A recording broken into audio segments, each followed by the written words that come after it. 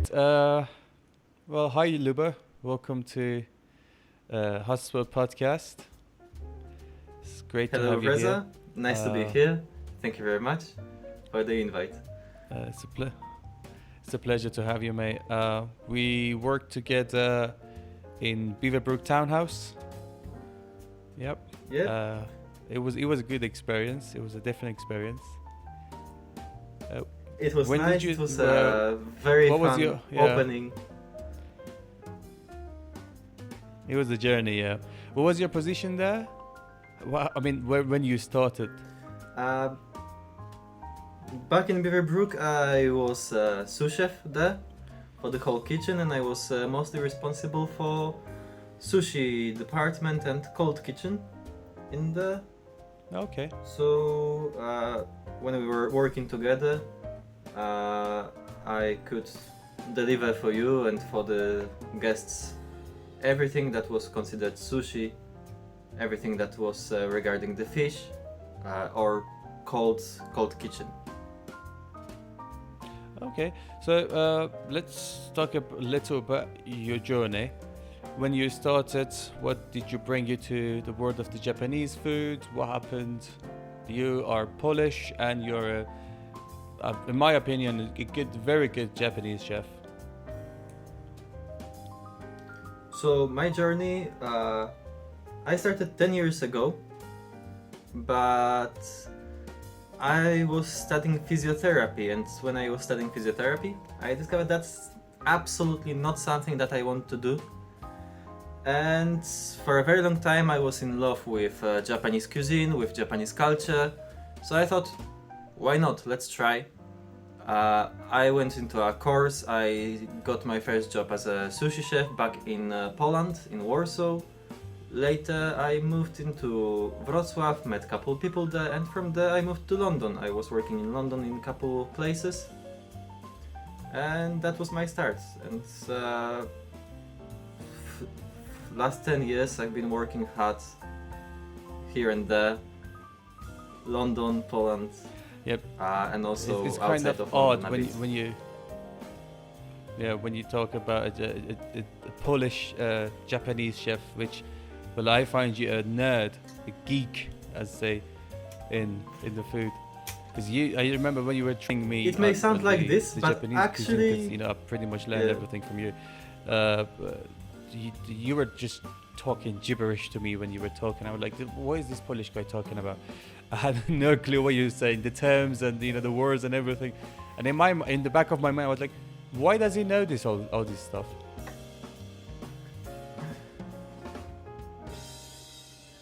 Well, the entry level is very high, but lag. Once you get a grasp of it, you start loving it. Yeah, we are back. Yeah. Yeah, it's tough at the beginning. It's tough at the beginning. Right, should we go through, because there's a lot to talk about. But later you we're going to go and talk about sushi today, and we need to cover lots of ground. So let me just start with this. What is sushi? So how do you define sushi? The term, the food, everything. Just let's go through it. So sushi itself, as the term, comes from the words su, which means vinegar, and shi, which means rice. Put together, it means that all dishes containing vinaigrated rice, they can be considered sushi. But we have couple types of sushi that are most known and most popular across the restaurants in the world. We can count stuff like nigiri, maki, and when it comes to maki, we have many different types. So everything that you make with vinaigrated rice, you can call it sushi, basically. But apart from this, in a Japanese restaurant, in a sushi restaurant, you can also eat sashimi. So that's not regarded as sushi, but still served in Japanese restaurants. Okay. Something that I forgot. We were supposed to start off with the types of the Japanese cuisine. Let's go through that, and we'll go back to types of the sushi. Sure. So when you have the Japanese cuisine as a whole, we can divide it into two types, which is washoku, which is like highly traditional Japanese cuisine, and then you have yoshoku, and this type of cuisine is Japanese cuisine, but influenced by European and Western worlds. So the dishes that we know now, most of them is washoku.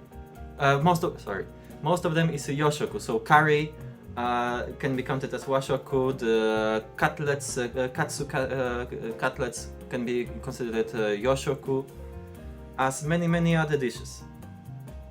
The washoku, on other hand, is more simple.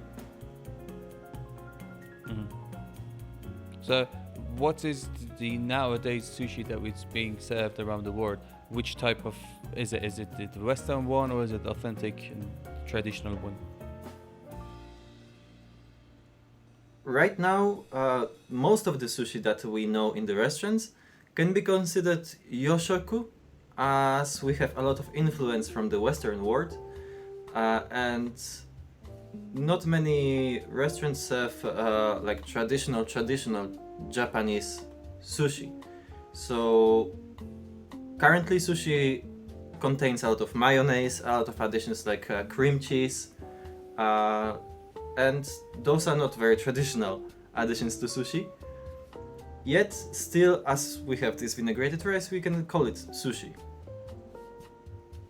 Okay, fair enough. So back to the types of the sushi. So as you said, we got nigiri, we got now we call it sashimi as a sushi as well, and then we got the rolls, which are maki, tamaki, uramaki. So let's begin with nigiri, because nigiri is for me, I think it's how a good chef makes the nigiri, the cuts, the putting together.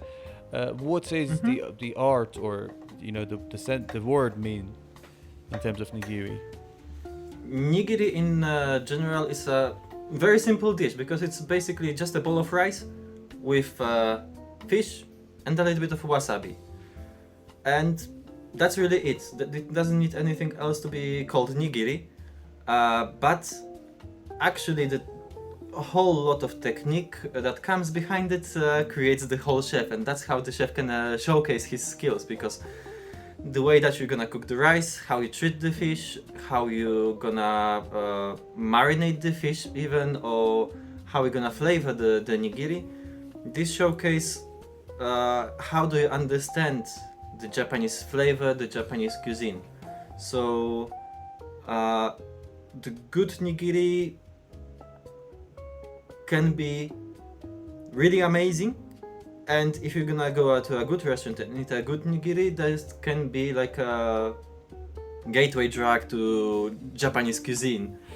But if you're gonna try bad nigiri, that can be a very bad experience, and many times I've met people that just tried bad nigiri and straight away they said, okay, I don't like Japanese cuisine, but in fact they just never really tried a good Japanese cuisine. Something I remember from Alex from the early days in Beaverbrook, that he was explaining that in what order you should eat the nigiri in terms of the flavors of the fish that was in there, which was really interesting for me. That's how much attention and detail that can go into a dish so simple yet so complicated. Yes, because for nigiri we can use many things, and many fish, seafood as well, and sometimes not only, like you can have nigiri with fish eggs or with egg, the tamago omelette, and the hierarchy of, or rather the order that you eat the sushi is supposed to give you the best experience, and you start with the lighter fish so you don't kill the palate, and later as you go forward you go towards the fattier fish that linger longer on your palate, because otherwise if you start with something very heavy, you're not gonna feel the lighter and more delicate flavors of the fish. For example, we have the tuna that is otoro, that is very, very fatty tuna, and if you would eat it first, the fattiness would still linger in your mouth after you eat, for example, some white fish nigiri that has much more delicate flavor. And this order of eating nigiri helps you enjoy your meal and actually get this what you paid for when coming to a Japanese restaurant. Exactly. Very well. So before we go for sashimi, let's go through the rules, and let's talk about nori and the concept of the authentic rolls, and explain us the differences if Sure. possible. So nori is basically an seaweed. It's an algae that is taken most commonly from this space where ocean meets the river, and that's like less salty water, which makes the nori not so strong in flavor compared to other seaweeds. And later this seaweed is chopped and pressed down, dried, roasted, and we have the nori sheets that as we know in the store. But many restaurants use nori just as a vessel to hold the rice together. But in Japanese cuisine and in good Japanese restaurants, you can get good nori that actually complements the flavor of the whole dish. And when it comes to maki, the most traditional maki in Japan would be the ones with the seaweed on the outside. So we have basically like 3 basic maki that you can meet in Japanese restaurant. That would be hosomaki, chumaki, and futomaki. The hosomaki is the roll that contains just one ingredient. It's a thin roll, often in a European restaurant served for children or for people that are just entering the Japanese cuisine. It's a very simple roll. They don't want to be overwhelmed with lots of, Yes, and it's not overwhelming. It's a great roll, and if you ask sushi chefs, many of them will answer you that hosomaki roll, especially tuna hosomaki or any other, that's gonna be their favorites. But apart from this, we have also chumaki, which is chu means medium, so it's a medium sized roll. Inside you have usually around 3-4 ingredients, and often those rolls are served at omakase restaurants, as it's simple yet brings more complexity to the dish itself. So we can try and combine more flavors like shiso with prawn, for example, and then egg omelette, and this alone makes a beautiful roll. And the last is futomaki, which is the thick roll, and this roll, I believe, is one of the most popular in continental Europe, so Poland, Germany, and other countries. How thick are we talking? And those rolls, I believe, they became popular in those countries. How thick? How thick are we talking? Usually it's 5-6 ingredients. Most common rolls that I know is like salmon with cream cheese and with lettuce in Europe. But in Japan you can get ehomaki, which contains prawn, tamago, omelette, ikura, cucumber, some other pickles, some fish like tuna or salmon, and itself the roll is quite big, so it's cut a little bit thinner, often to 6 pieces. And I think the reason why it became so popular in Europe is because it brings this feeling of value for money. The maki itself is big, so you're feeling like you're getting a lot for your money. Fair enough, yeah.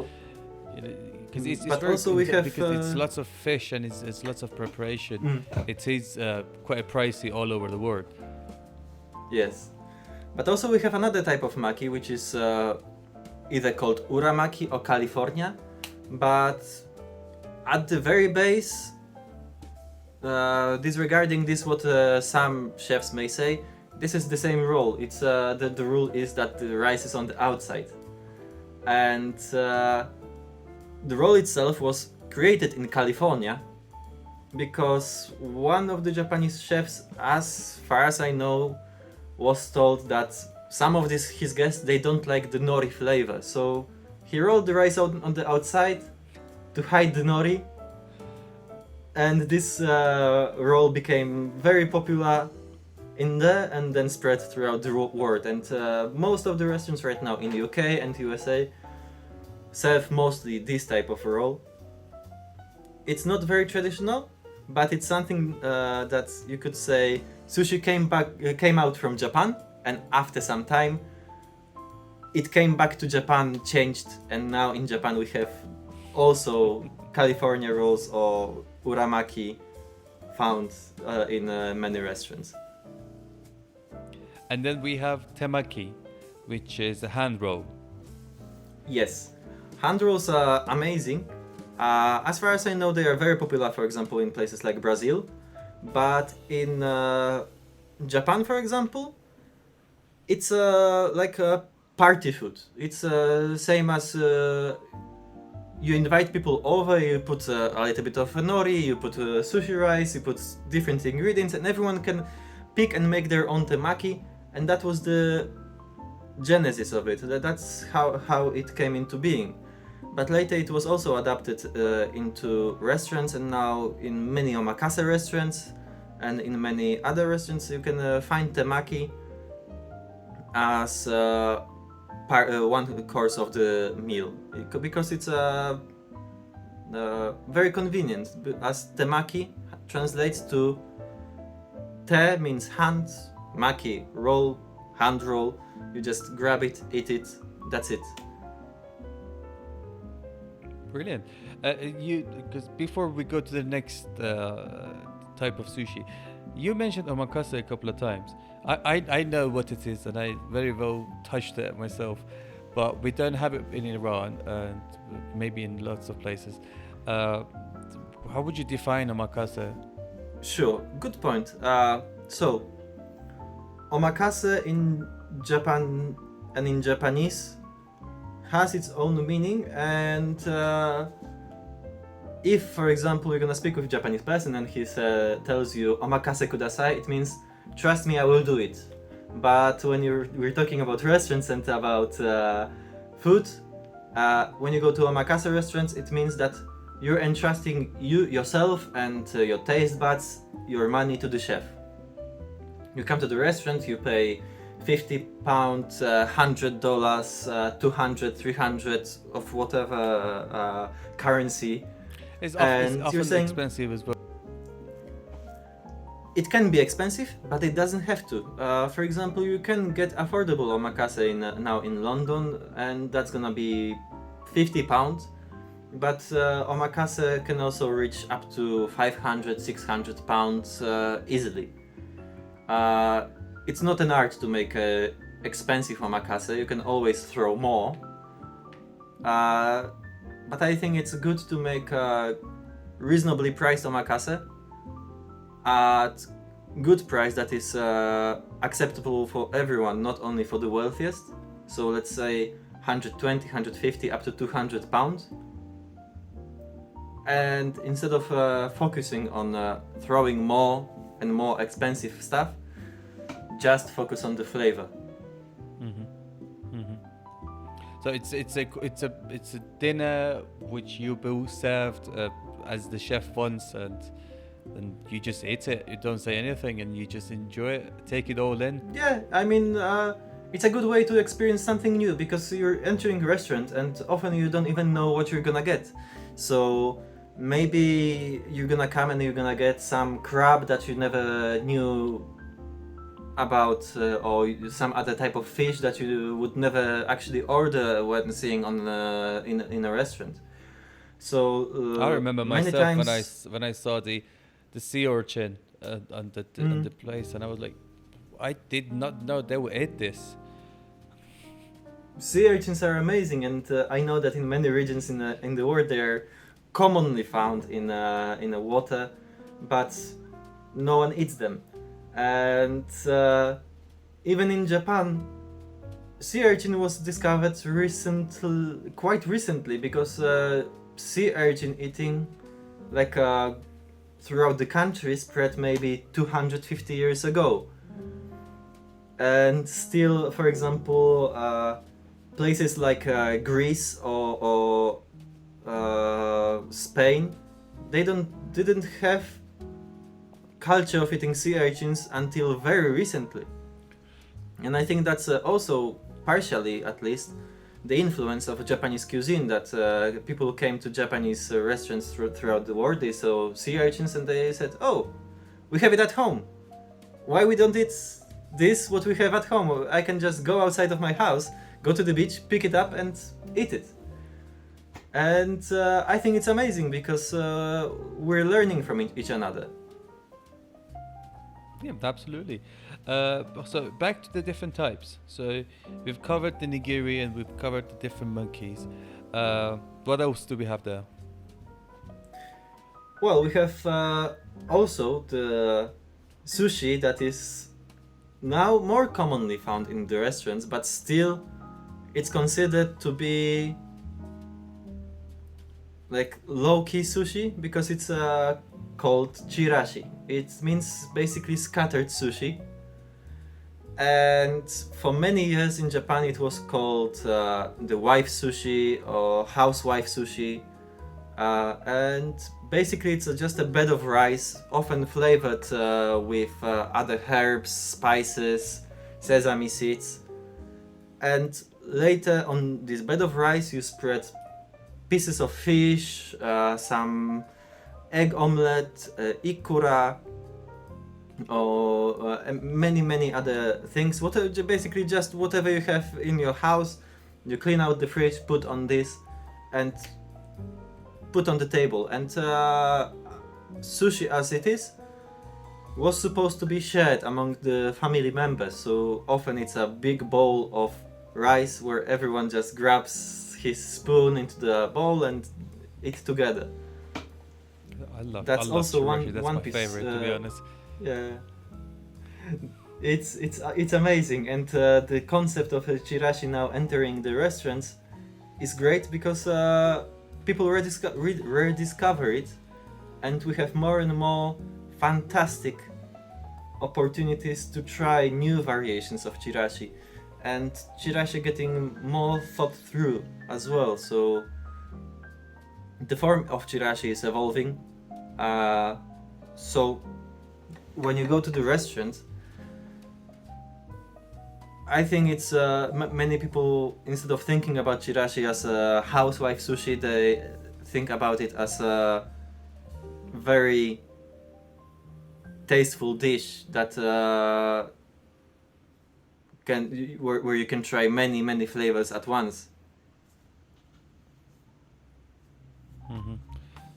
And then we have these things that, there is a small tiny nori on the bottom, there's a triangle bed of rice, and they just have it as it is without no what do they call it, without no fish. So basically what you're talking about, the triangle rice, is called onigiri, and as it's not made from vinaigrette rice, it's not sushi. And onigiri usually is a rice sandwich, some people call it, but it's a bowl of rice, often wrapped in seaweed, and it came into being when people were traveling across Japan through the roads. It was a traveler's food. But now we can get onigiri with different flavors, like inside you can find tuna, salmon, tuna with mayo, salmon with spices, vegetable mixes, or even the ume, which is the Japanese pickled plum, which is very sour, but brings a lot of flavor to onigiri. And I think it's a really good thing to have as a lunch because it fills you up completely for the rest of the day. Very true, very true. Just so we can cover more ground, let's just finish sashimi, and because as you said, sushi is rice and vinegar, but sashimi is pieces of fish, and that's it. So yes. So what brought that over as to we have sushi world? sushi, many times we use the fish in a restaurant, and sashimi is basically one of the showcases of the methods of Japanese cuisine, which is cutting, as we have the 5 basic methods of Japanese cuisine, which is simmering, grilling, steaming, deep frying, and cutting, so eating raw. And sashimi can showcase the fish itself, but the way you flavor the fish is through cutting itself with sashimi. So it's not simply just you take the fish, you cut pieces, and you call it sashimi. Even that many people think it is that way, and that's it. Because with sashimi, the way that you're gonna cut it, you can get a very good experience of very tasteful and very good fish, or you can get bad experience of fish piece that is too big or very chewy because it was cut wrong.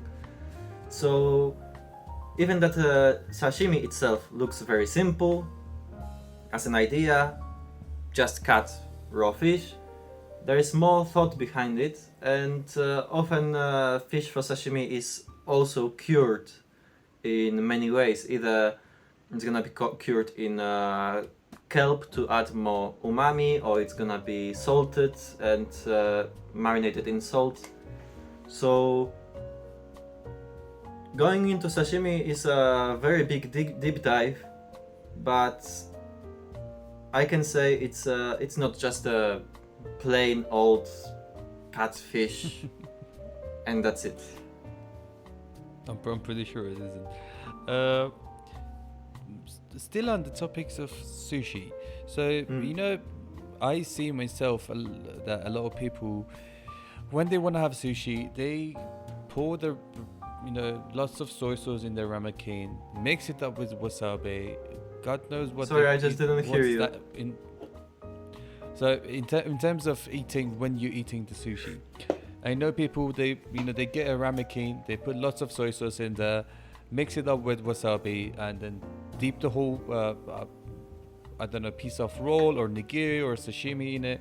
In my point of view, they're killing the flavor that the chef put in there, and then they would top it up with some gari, with some pickled ginger, and then there they go. That's the whole experience of the sushi. What's the authentic way, and what was the idea of adding soy sauce to the sushi to begin with, and where it came from, and then actually what is wasabi? And then I remember you telling me the difference between the wasabi that we go outside and buy, and the wasabi that you actually get the roots, and you make a puree out of it. Let's go through that, and let's start with soy sauce. And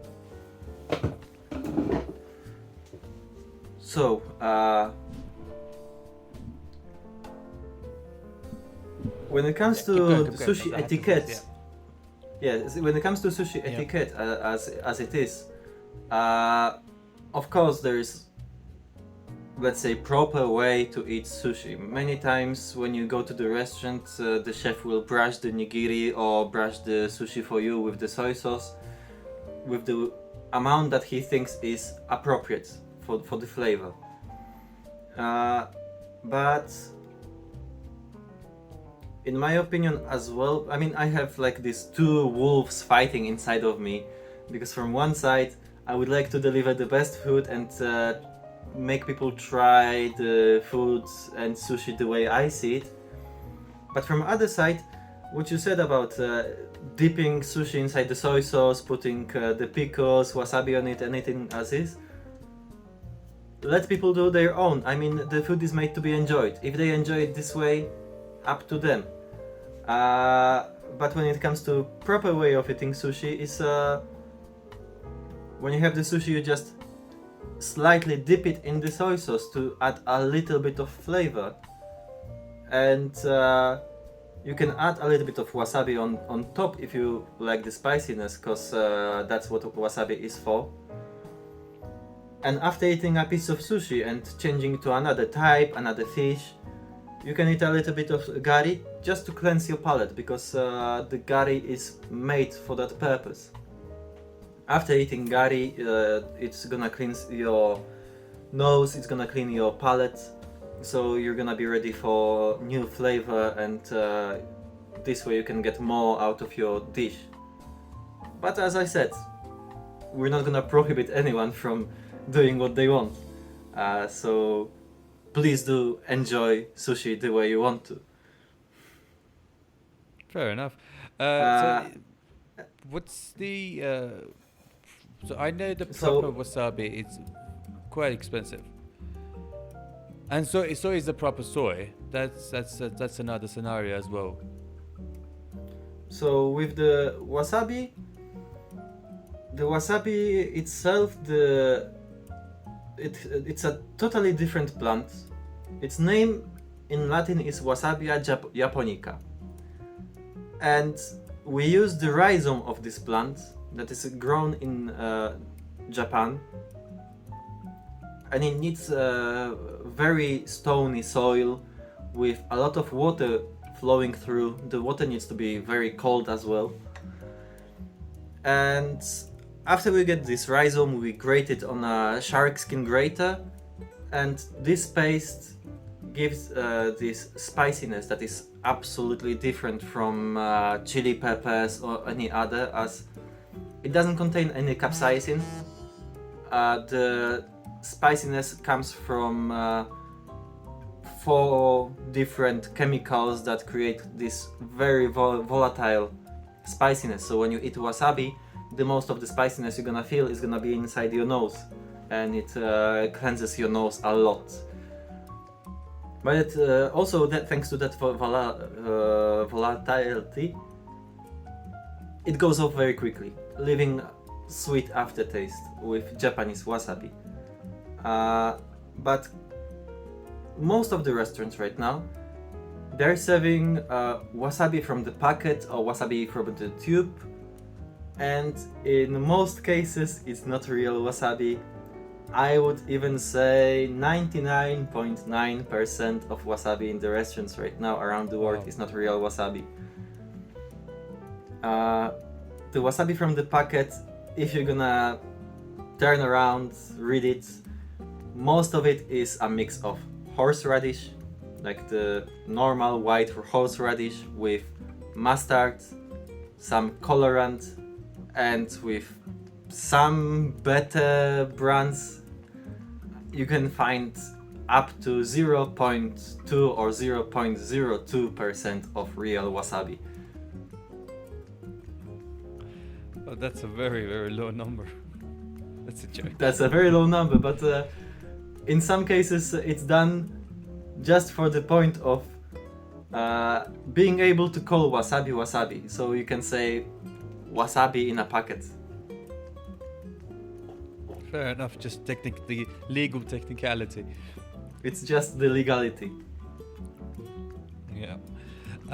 What about soy? Because I know there are multiple types, or multiple prices for soy sauce, and I've seen documentaries while they're making soy sauce. They do the traditional way, they press it, or they do lots of things with it. How do you get a good soy sauce? How to get a good soy sauce? You go to the shop and buy it, but then you have to pay a fair price for it. But in general, good soy sauce. There are many types of soy sauce out there in the market right now, And it's good that we have right now the new wave of making soy sauce with all the ways, because right now most of the soy sauce is not naturally brewed, and in many cases, just to speed up the process, they add either caramel, they add alcohol to it. So even for when working in London, you can discover just when working with soy sauce that some soy sauce has added alcohol, which means that it's not suitable for certain types of customers when they cannot or they don't want to consume alcohol. But Very true. Yep. the best go for getting a good soy sauce would be looking for tamari. As tamari, most of the cases it just needs to be naturally brewed, and it doesn't contain any wheat, so it's also gluten-free. It's a little bit denser, a little bit stronger, but it's a great soy sauce to have in your kitchen. And as the fermentation process is very long, the price may be a little bit higher, but at the very end it adds a lot of flavor to your dishes, not only sushi or Japanese cuisine. Okay, so in terms of the fish that's being used in the sushi, obviously it's mostly raw, if I'm not mistaken, and there's a lot of questions in different cultures when it's new and you're not sure about firstly raw meat and then raw fish. Obviously there's lots of types of fish that's being used, but what's the process of preparing for a sushi in terms of the meat? So when it comes to preparing fish for sushi, fish doesn't necessarily always need to be raw. There are many types of sushi, and basically the whole Edo style sushi was started by serving the vinaigrated fish. But when it comes to modern times, when we have refrigeration, where we have freezers, and we have much higher knowledge about the health and safety of food in general, for many governments and public, it's still a little bit unknown, but we already have this knowledge how fish should be prepared for it to be safe. So when you're thinking about sushi as a chef and safety of your guests, you need to think about two things, because either bacteria or parasite can be dangerous for your sushi guests.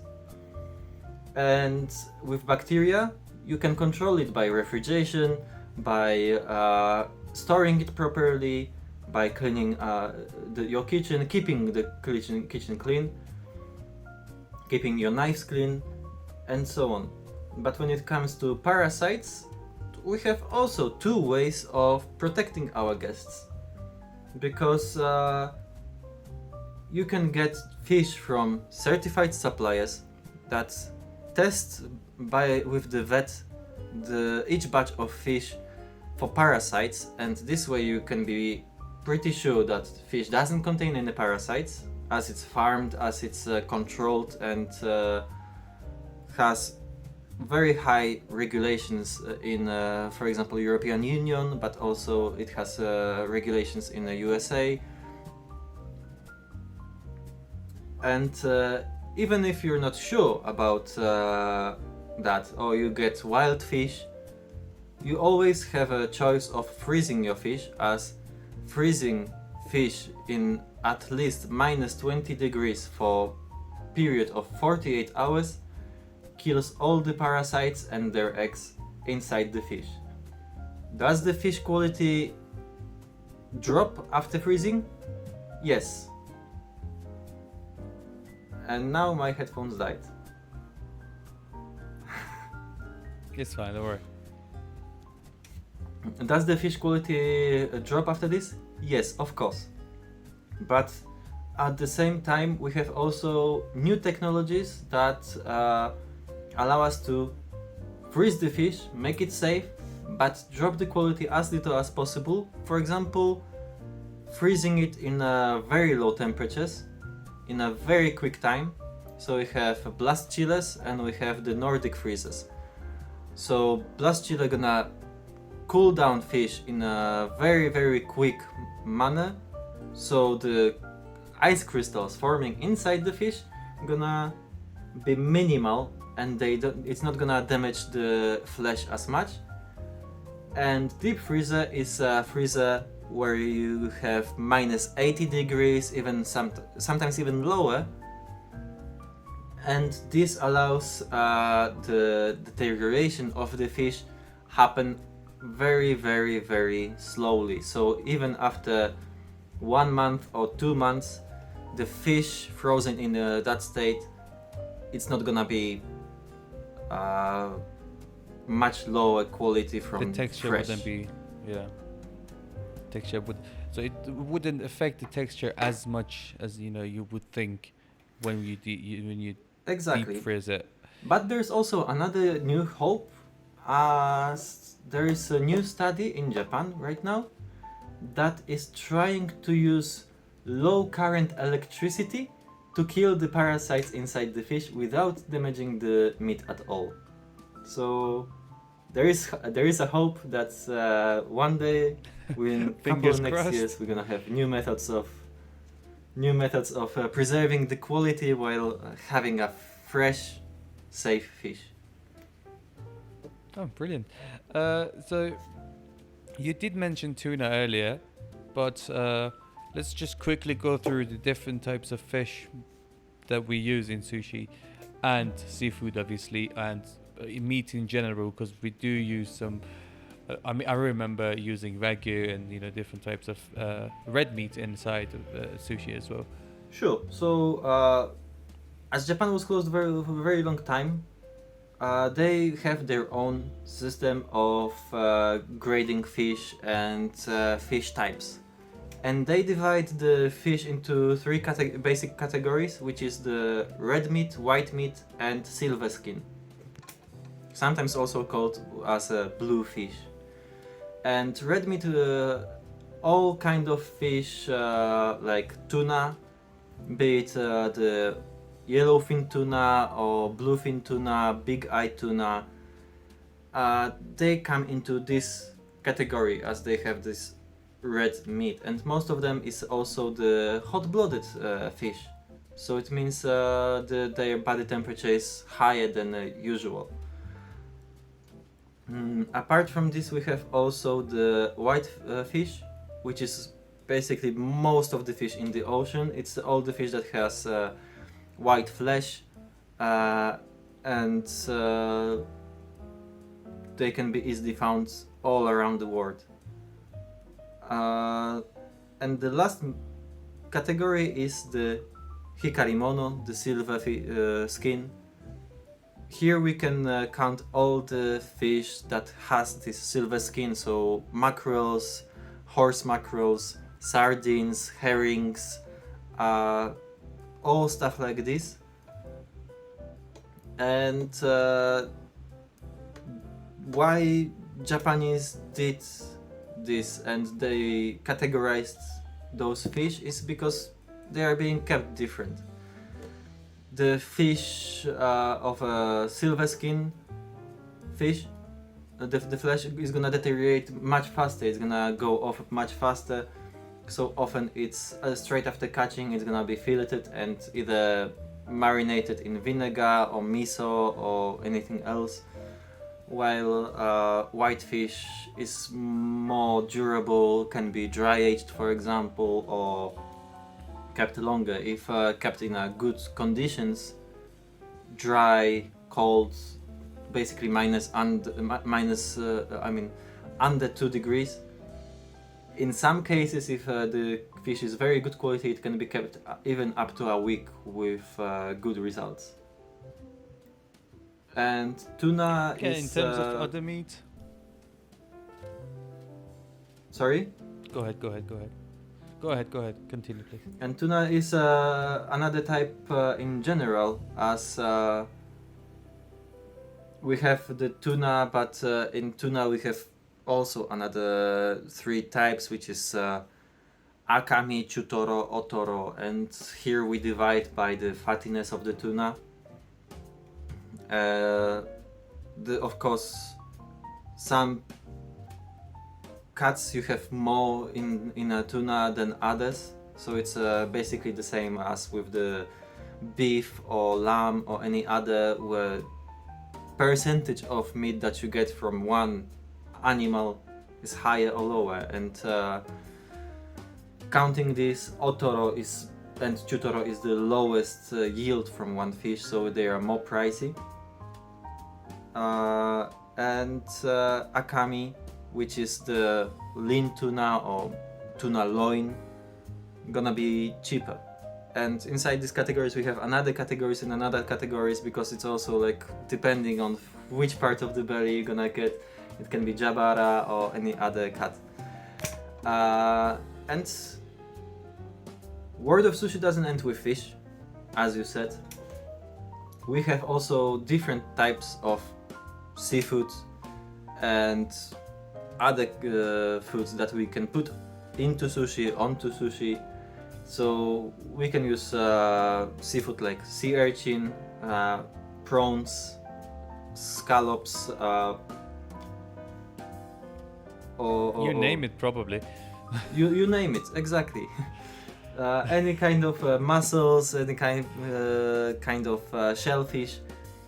If you want it, and you know how to prepare it, you can use it. But the most surprising for many people that come into restaurants is that more and more commonly we're using beef in sushi, especially wagyu. And wagyu is a type of cattle. It's a Japanese black cow.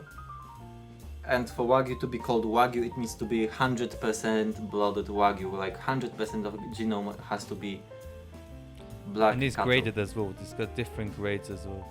And with wagyu we have different grades. So we have from 1 to 5 grades and from A to E grades. And it says the A to E grades tells you about the fat quality, and from 1 to 5 about the marbling. So if you have the highest grade, which is A5, it means that the fat quality is very high.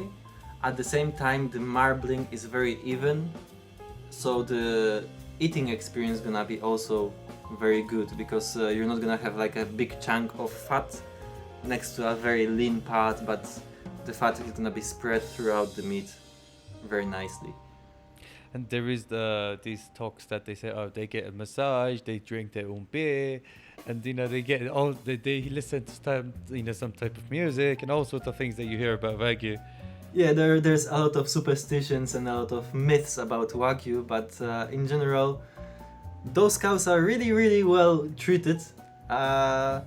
And maybe they don't get to drink beer or sake with every method. But of course, there are some types of cows, or there are some farmers that do give beer to drink for their cows, or they give sake, or even if not sake, sometimes it's just the leftover rice after sake production, so it's sake kasu.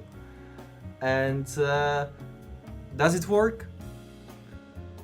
Some say yes, some say no. Me personally, I didn't really feel much difference in taste of wagyu fed with sake or not. But it's for sure something interesting to try. You never, I mean, I'll probably never know, but maybe you someday, if you experience enough, types of meat that you maybe be able to say it, but I think it's more of a superstitious. I believe it's a little bit more of a superstition, and for sure it's a good selling point when you come to a restaurant and you hear that, you can try wagyu that was drinking sake, and it feels luxurious. It just feels luxurious, not to lie. It does remind me of the Kentish ant that we were using, and it was odd for everybody.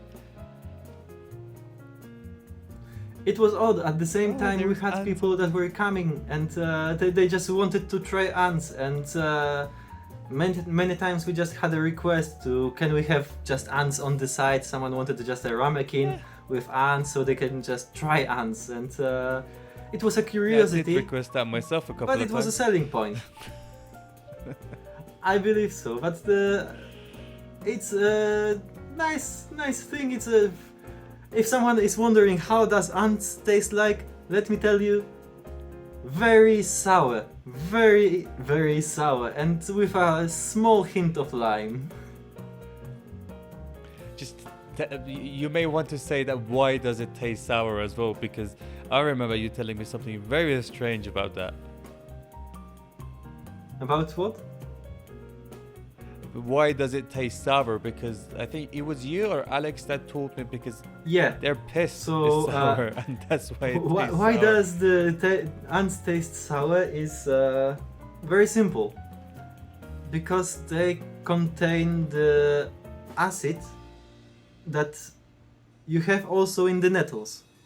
The exact same acid. When you touch the nettle and it burns you, it's the same acids that ants have in them. And they produce this acid as a defense mechanism, but as we can see, people like to turn things around, and chilies at the beginning, they were always also creating capsaicin as a defense mechanism, and now we all eat chilies because it's burning, and now we're eating ants because it's sour. Oh, it's delicious. At the end of the day. Of course, it's I delicious. think we have covered a lot about sushi. Any key points that we may have missed?